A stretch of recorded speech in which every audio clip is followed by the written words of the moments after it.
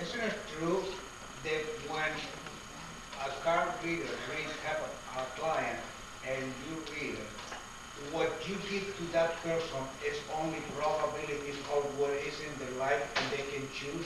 Yes. Like going from here to work on a car, you're going to stop, have a coffee, or not stop. Or you can pick up a hijacker or not. It's only probabilities. They have to choose if they want it or not.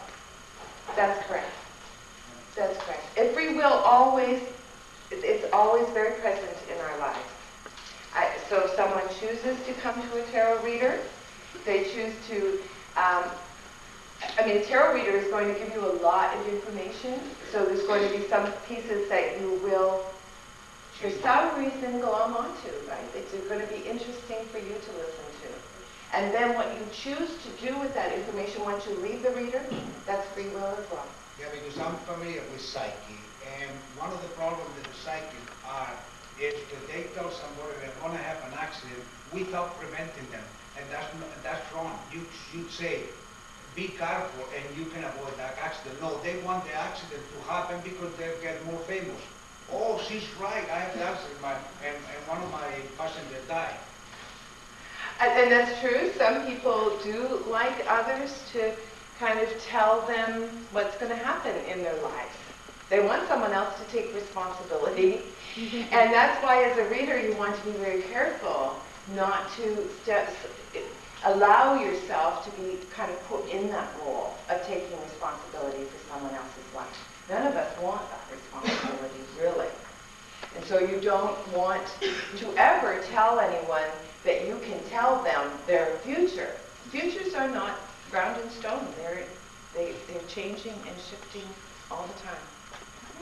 I like to practice the Celtic cross a lot. I get a very interesting. It's just a reading that works for me. And I spent 7 years making my own deck. Good for you. Wow. And I actually have.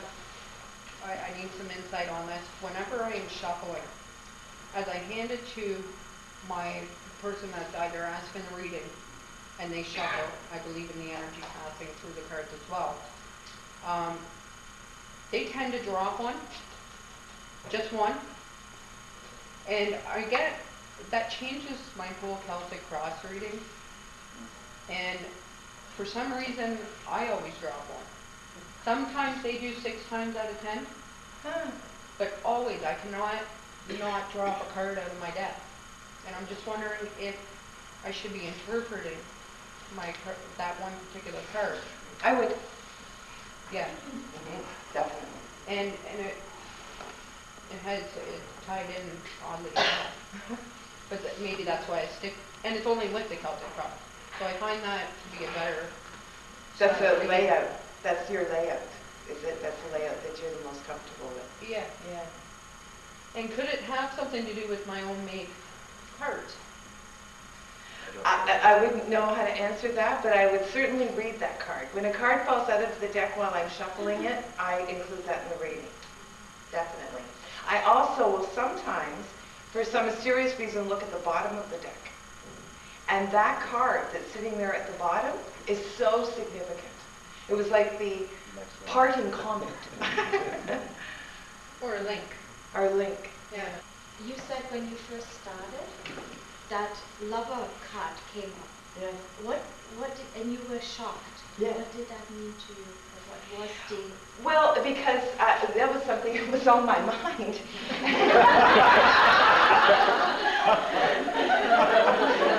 And I thought it was sort of miraculous that what was in my mind had appeared in the card.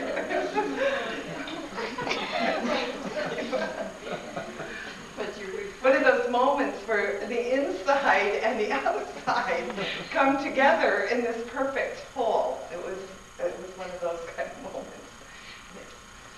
Yeah, I'm just wondering, as a white book that I'm reading, and you mentioned something in there about as you're doing a reading, as you get more intuitive with your deck, you should try to close your eyes and imagine the card coming up and sort of mentally keep track of how many times you actually predict when the card comes up.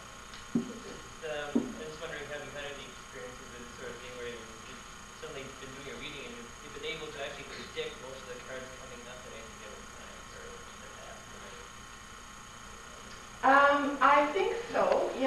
would agree that I have had a number of experiences where I have a sense that a card is going to turn up. Yes, I would agree. The Ryan Institute, as some of you may be familiar with, has been doing research into psychic phenomena for probably about 30 or 40 years. They also have an interesting website.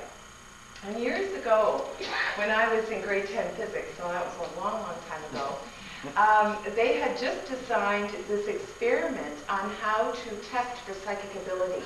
They designed 5 cards. There was a cross, a circle, wiggly lines. Anyway, there was 5 cards, which are still available through the Ryan Institute, by the way. And you take these 5 cards and you reproduce them 5 times, so you end up with 25 cards altogether. And the test is to have someone sitting across from the tester, and they sort of mentally picture what card the tester is looking at. And they have developed a sort of law of averages, and what would be above average for you to, like, what is beyond guesswork, in other words. So some of that's really fun, and if you're interested in that, you go to the Ryan Institute, RHINE, and look up some of their work. Angeles Arian, that I mentioned, who did the Tarot Handbook, that was in the bibliography that I mentioned before, she worked at the Ryan Institute in the 60s, was very much a part of that research. I don't know if you've heard of, with seeing auras being part of that whatsoever, or where can you get information on the colors? That's, there's a number of books I would think available at the library that speak to auras, and that's another, it's a whole other field. Is it linked? I think it's a whole other field. It's a whole different field. Can you tell me if the CTN or another local agency or organization lists accredited or professional tarot card readers for various geographical regions, or how would people go about, other than the Yellow Pages, is there a way that people would go through and find like a tarot reader, like for instance massage therapists listed with an association, etc.? The CTN does do that. People can call the CTN and ask for a referral in their area to a certified reader, and they will only refer to someone who has a recognized certification. Yeah. And she has had, Eileen Crouch is the president of CTN, a lovely woman. Her and I have spent a number of hours on the phone. And she had an interesting referral to for someone to go to Banff Springs on New Year's Eve and be the tarot reader for the Celestial Ball. Wouldn't that be a lot of fun? Yes. I heard somewhere or read somewhere that they say a true psychic will focus on their doing their readings and stuff. Is that true or not true? Like, for instance, Sylvia Brown charges, like you said, up to $500 for reading, and that's just incredible, you know. Well, true enough, but they say that you're not supposed to profit from it, so what do you think is right? Well, it would be an awful lot of work to do for a volunteer job. It could keep me busy all day long. So I do believe that it's reasonable to expect a standard of living. It's because it is a lot of work and skill, and I think it's quite acceptable.